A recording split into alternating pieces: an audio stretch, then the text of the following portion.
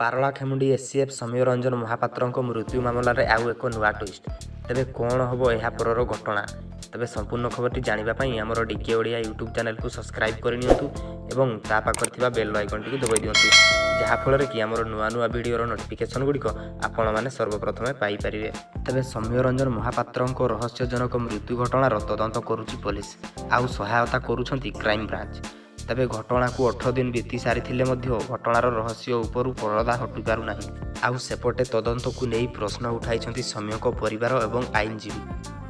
Parala police ଇତିମଧ୍ୟରେ 4ଟି ଜିଲ୍ଲା ବୁଲି ତଦନ୍ତ କରୁଛି, କିନ୍ତୁ କୌଣସିଠାରୁ ମଧ୍ୟ କିଛି ବିଶେଷ ସୁରାଗ ପାଇପାରୁନାହିଁ। ଆଉ ଏହାରି ଭିତରେ ସୌମ୍ୟଙ୍କ ପୋଷ୍ଟମର୍ଟମ୍ ରିପୋର୍ଟ ମଧ୍ୟ ଅନେକ ପ୍ରଶ୍ନ ଉଠାଉଛି। ତେବେ ପୋଲିସ ତଦନ୍ତକୁ ନେଇ ପ୍ରଶ୍ନ ଉଠାଇଛନ୍ତି ପାରଳାଖେମୁଣ୍ଡିର ଆଇନଜୀବୀ କୃଷ୍ଣମୋହନ ପଟ୍ଟନାୟକ। ଆଉ ସେ କହିଛନ୍ତି ପୋଲିସ ପ୍ରଥମ ଦିନରୁ ହିଁ ତଦନ୍ତରେ ଅବହେଳା କରିଛି। ଯେଉଁ ଘଟଣାରେ ଡିଏଫଓଙ୍କ ବିରୋଧରେ ଅଭିଯୋଗ ଅଣାଯାଇଛି, ଆଉ ସେହି ସମୟରେ ତାଙ୍କ କାର୍ଯ୍ୟାଳୟରେ ଘଟଣାସ୍ଥଳ କୁହାଯାଇଥିବା ସୌମ୍ୟଙ୍କ ସରକାରୀ ବାସଭବନରେ ଚାବି ରହିଥିବା ନିଶ୍ଚିତ ସନ୍ଦେହଜନକ। ଆଉ ଘଟଣାରେ କଲ୍ ଡିଟେଲ୍ ରିପୋର୍ଟ ଯାଞ୍ଚ କଥା କହୁଛି ପୋଲିସ।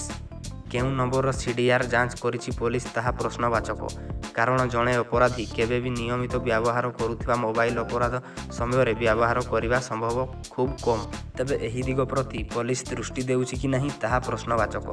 ଉଭୟ ସୌମ୍ୟ ଏବଂ ବିଦ୍ୟାଭାରତୀ ଅନେକ ଚିଠି ସାମ୍ନାକୁ ଆସିଛି, ଯେଉଁଥିରେ ସୌମ୍ୟ ଭଲ ପାଉଥିବା ଲେଖୁଥିବା ବେଳେ ବିଦ୍ୟାଭାରତୀ କେବଳ ଘୃଣା କଥା ହିଁ ଲେଖୁଥିଲେ। ଆଉ ଏହିସବୁ ଚିଠିକୁ ପୋଲିସ ଜବତ କରି ତଦନ୍ତ ଠିକ୍ ଭାବରେ କରିଛି ନା ନାହିଁ ତାହା ଏପର୍ଯ୍ୟନ୍ତ ସ୍ପଷ୍ଟ ହୋଇନାହିଁ। ତେଣୁ ପୋଲିସ ଏହି ଘଟଣାର ତଦନ୍ତ ଆଜି ଯାଏଁ ସଠିକ୍ ରାସ୍ତାରେ କରିନଥିବା ସେ କହିଛନ୍ତି।